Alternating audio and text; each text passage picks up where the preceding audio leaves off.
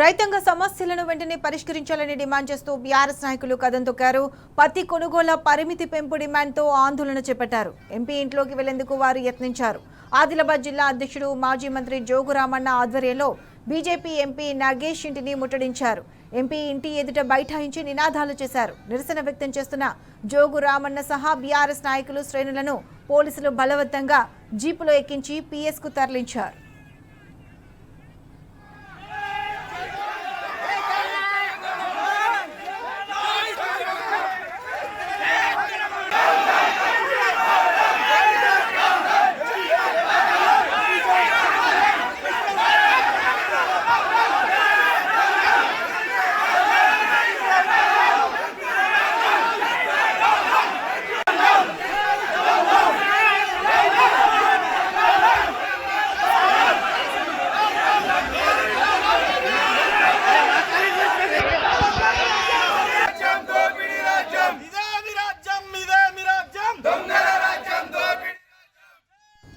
రైతాంగ సమస్యలను వెంటనే పరిష్కరించాలని డిమాండ్ చేస్తూ బీఆర్ఎస్ నాయకులు కదం తొక్కారు. పత్తి కొనుగోళ్ల పరిమితి పెంపు డిమాండ్తో ఆందోళన చేపట్టారు. ఎంపీ ఇంట్లోకి వెళ్లేందుకు వారు యత్నించారు. ఆదిలాబాద్ జిల్లా అధ్యక్షుడు మాజీ మంత్రి జోగు రామన్న ఆధ్వర్యంలో బీజేపీ ఎంపీ నాగేష్ ఇంటిని ముట్టడించారు. ఎంపీ ఇంటి ఎదుట బైఠాయించి నినాదాలు చేశారు. నిరసన వ్యక్తం చేస్తున్న జోగు రామన్న సహా బీఆర్ఎస్ నాయకులు శ్రేణులను పోలీసులు బలవంతంగా జీపులో ఎక్కించి పీఎస్కు తరలించారు. ప్రతినిధిగా ఉన్నటువంటి ఎంపీ గారు రైతాంగ సమస్యలపైన స్పందించి మీరు కేంద్ర ప్రభుత్వాన్ని ఒత్తిడి తీసుకురావాలని చెప్పి ఒక మెమోరాండం ఇస్తామని ఎంపీ గారి ఇంటికి వస్తే ఇవాళ పోలీసు అధికారులు మమ్మల్ని మూకుమ్మడిగా దాడి చేసినట్టు చేసి మమ్మల్ని అక్రమంగా అరెస్టు చేస్తారు. మా నాయకుడు జోగు రామన్న గారిని అక్రమంగా అరెస్టు చేస్తుంటే మేము కార్యకర్తలు మేము అడ్డుకుంటే పోలీసు అధికారులు బూటుకాలతో నలపడం అనేది బూట్లతో నలపడం అనేది ఇలా రక్తస్రావం కలుగుతున్న పరిస్థితి ఉన్నది. అదే కాకుండా మీడియా వాళ్ళని చూడకుండా కూడా విపరీతంగా నెట్టేయడం, అసలు పోలీసు సిఐ ఎస్ఐల స్థాయిలో ఉన్నటువంటి అధికారులు కూడా ఇచ్చడము దొబ్బడము ఇలా చాలా దుర్మార్గంగా పాల్పడుతున్నారు. ఇవాళ పోలీసు అధికారులు కాంగ్రెస్కు వత్తాసు పలుకుతున్న పరిస్థితి మనకు కనబడుతూ ఉన్నది. ఇప్పటికైనా కానీ ఎంపీ గారు స్పందించి రైతాంగ సమస్యలపైన స్పందించాలని, లేని ఎడల రాజీనామా చేయాలని చెప్పి ఇప్పటికైనా మీరు స్పందించకపోతే ఉద్యమాలు తీవ్రతరం చేస్తామని చెప్పి బీఆర్ఎస్ పార్టీగా హెచ్చరిక చేస్తా ఉన్నాం.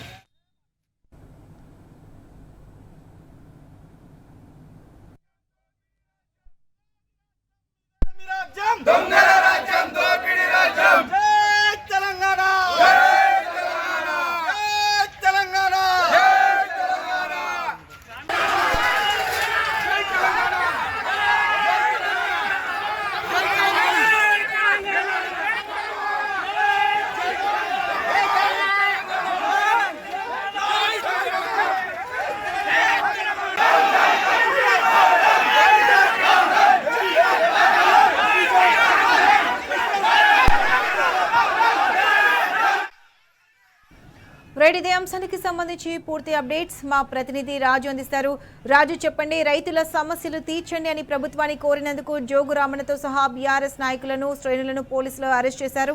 దీనికి సంబంధించి పూర్తి అప్డేట్స్ ఏంటి? అత్యశ ఈ పత్తి రైతు సమస్యలను పరిష్కరించాలని ఇప్పటికే బీఆర్ఎస్ పార్టీ పక్షాన ఇటు ఎంపీ స్థానిక బీజేపీ చెందిన ఎంపీతో పాటు ఎమ్మెల్యేకు అలాగే ఇటు జిల్లా కలెక్టర్ కు సిసిఐ మేనేజర్ కూడా బీఆర్ఎస్ పార్టీ పక్షాన బీఆర్ఎస్ పార్టీ జిల్లా అధ్యక్షుడు మాజీ మంత్రి జోగు రామన్న కలవడం జరిగింది. వినతి పత్రాలు కూడా ఇవ్వడం జరిగింది. 2 రోజుల క్రితం సిసిఐ మేనేజర్ ని కలిసి ఈ పత్తి రైతులు కూడా ప్రధాన సమస్యలను పరిష్కరించడంతో పాటు ఈ సీజన్ లో ఈ నెల కనీసం నవంబర్ నెల మొత్తం అన్న కూడా తేమ శాతంతో సంబంధం లేకుండా పత్తి పంటను కొనుగోలు చేయాలని, అలాగే ఈ పత్తి ఎకరానికి 12 క్వింటాలు గతంలో కొనేవారు. అయితే ఇప్పుడు కొత్త నిబంధనలు పెట్టడం జరిగింది.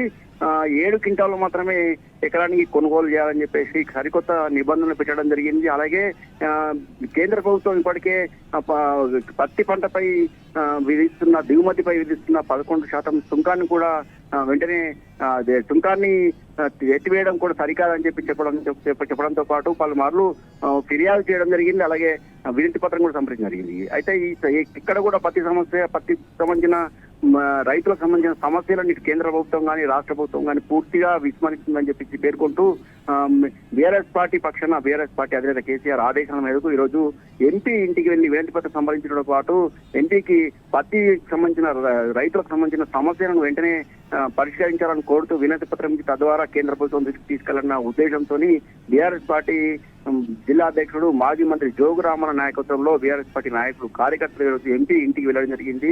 ఈ సందర్భంగా పోలీసులు బీఆర్ఎస్ నాయకులను జోగురామన్నతో పాటు బీఆర్ఎస్ నాయకులు కార్యకర్తలను అడ్డుకోవడం జరిగింది.